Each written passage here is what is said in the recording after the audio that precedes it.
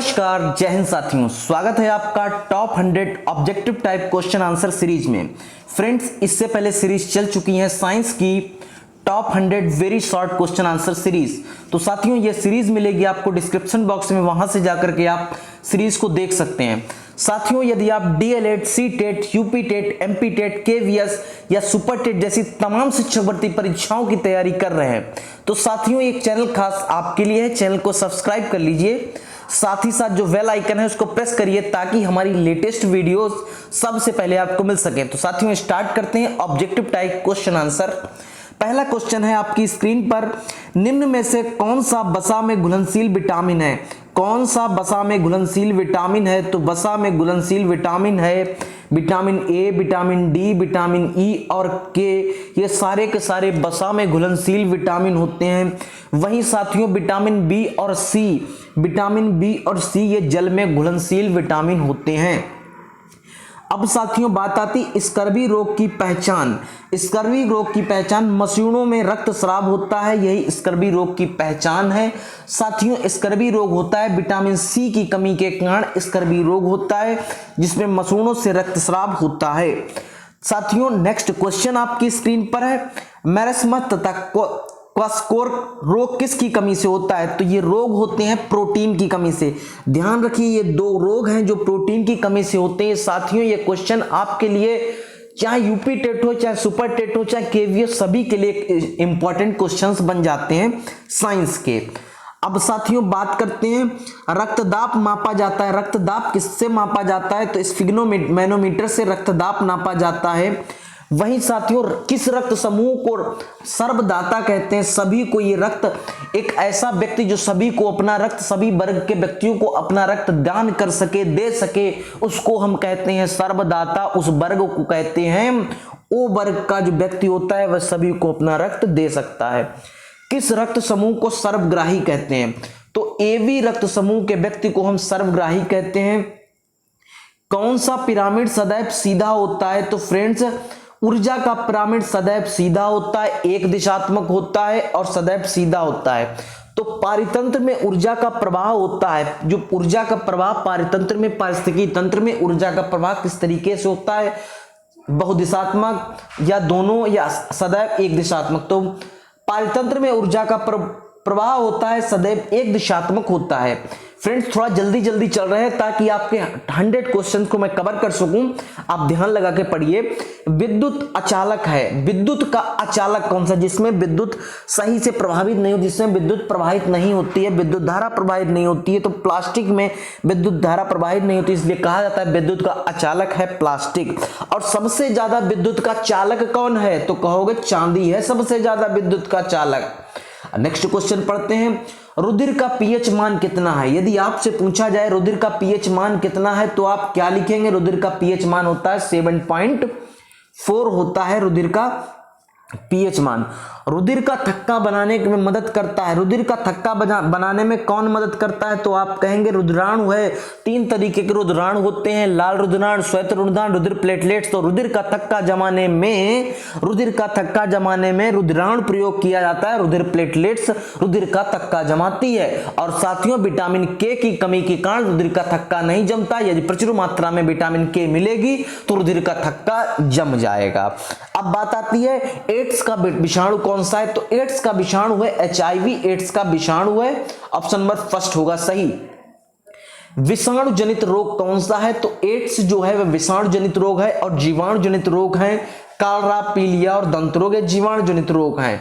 अब साथियों, बात करते हैं रुधिर के भाग हैं। रुधिर के कौन कौन से भाग होते हैं? रुधिर को 2 भागों में बांटा जाता है। एक भाग है प्लाज्मा, दूसरा भाग है रुधिराणु। एक भाग है प्लाज्मा, दूसरा भाग है रुधिराणु। प्लाज्मा रुधिर में होता है 60%, 40% होता है रुधिराणु। और प्लाज्मा में भी 90% जल होता है। प्लाज्मा में 90% जल होता है, रिमेनिंग प्लाज्मा होता है। तो साथियों, आप सीखे हैं कि रुधिर के 2 भाग होते हैं, प्लाज्मा और रुधिराणु। ऑक्सीजन वाहक होता है। ऑक्सीजन किसका वाहक है? ऑक्सीजन वाहक है हीमोग्लोबिन का।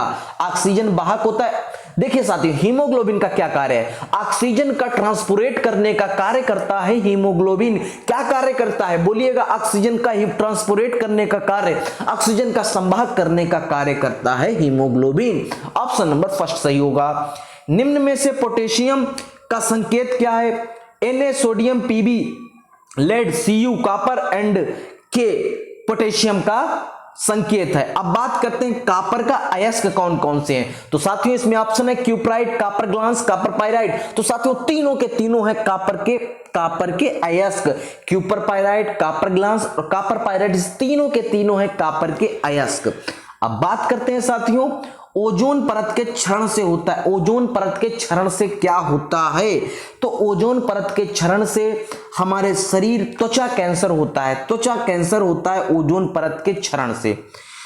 परावैंगनिक किरणों को कौन रोकता है? तो देखिए एक बात आती है कि ओजोन परत के क्षरण से क्या ऐसा प्रभाव होगा। तो जब ओजोन परत का क्षरण होता है तो उससे परावैंगनिक किरणें हमारी पृथ्वी पर, हमारे शरीर पर डायरेक्ट इंपैक्ट करती हैं और परावैंगनिक किरणें हमारे शरीर में उत्पन्न करती हैं त्वचा कैंसर को।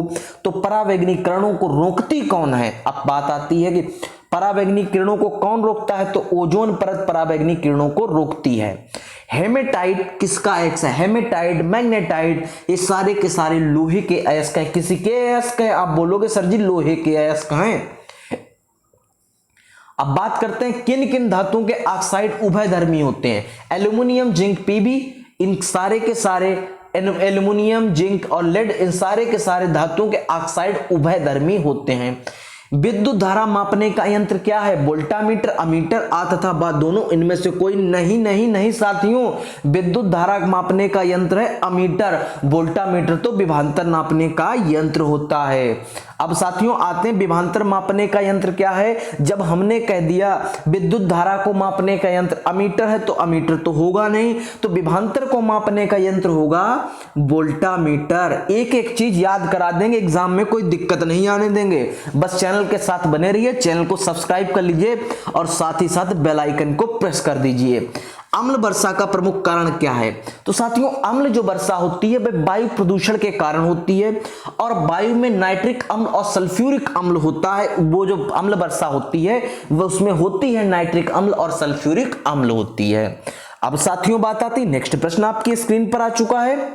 अम्ल वर्षा में उपस्थित अम्ल है। अम्ल वर्षा में कौन सा अम्ल उपस्थित है?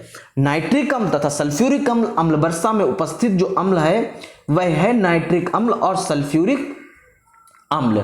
अब बात करते हैं साथियों भोपाल गैस त्रासदी का कारण कौन सी गैस है? बहुत बार एग्जाम में पूछा गया, इतना पूछा गया कि अब नहीं पूछा जाएगा। इसमें डीएलएड में तो पूछा जाएगा, आपके सिलेबस में है, क्योंकि इतनी बार एंट्रेंस में पूछा गया। फेवरेट क्वेश्चन है भाई लोगों का। मिथाइल आइसोसाइनेट जो गैस थी, भोपाल गैस त्रासदी हुई थी, उसमें इस गैस का रिसाव हो गया था मिथाइल आइसोसाइनेट का। याद करेंगे? कहेंगे सर जी याद कर लेंगे, इसको कभी भूलेंगे नहीं, क्योंकि जब बार बार एग्जाम में आता है तो कैसे भूलेंगे आप, भूलने देंगे ही नहीं आयोग आपको। अब बात करते हैं ताजमहल के दिन प्रतिदिन भद्दा होने का कारण। ताजमहल जो है उसके दिन प्रतिदिन भत्ता होने का क्या कारण है?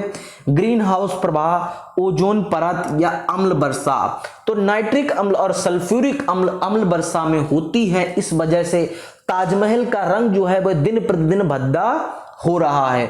अब आपसे कोई कहे ताजमहल का रंग भद्दा क्यों हो रहा है, तो आप कहोगे सल्फ्यूरिक अम्ल और नाइट्रिक अम्ल की अम्ल वर्षा होती है, इस वजह से ताजमहल का दिन प्रतिदिन रंग भद्दा हो रहा है।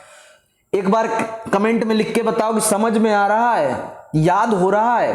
2 बार वीडियो देखोगे याद हो जाएगा। ग्रीन हाउस गैस कौन सी है? याद कर लो साथियों, ग्रीन हाउस गैस कौन सी है? Methane, carbon dioxide, nitrous oxide.